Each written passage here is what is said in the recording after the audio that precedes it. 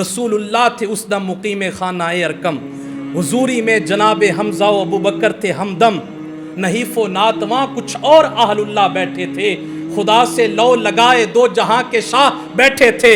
عمر آئے مسلح ہو کے دروازے پہ دی دستک، اسی انداز میں تھے ہاتھ میں تلوار تھی اب تک، آ کر صحابہ نے عرض کی یا رسول اللہ ایک طرفہ ساما ہے، عمر در پہ کھڑے ہیں ہاتھ میں شمشیر براں ہے، کہا حمزہ نے جاؤ جس طرح آتا ہے آنے دو، اسے اندر بلاؤ جس طرح آتا ہے آنے دو، ادب ملحوظ رکھے گا تو خاطر سے بٹھائیں گے، نمونہ اس کو ہم خلق محمد کا دکھائیں گے،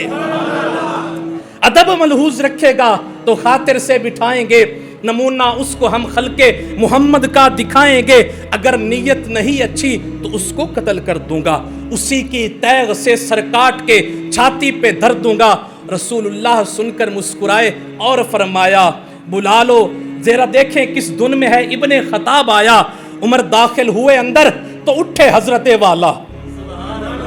عمر داخل ہوئے اندر تو اٹھے حضرت والا، ہوا زوریز سر شاخ طوبہ پر قدے بالا، کہا فرمایا چادر کا دامن کھینچ کر کیوں اے عمر کیا ہے، کہا چادر کا دامن کھینچ کر کیوں اے عمر کیا ہے، چلا تھا آج کس نیت سے آیا ہے، عمر کے جسم پر ایک کپ کپی سی ہو گئی تاری،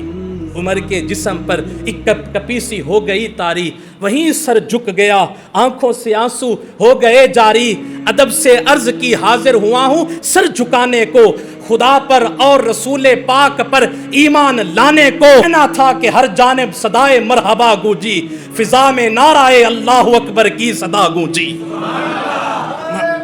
اللہ اکبر۔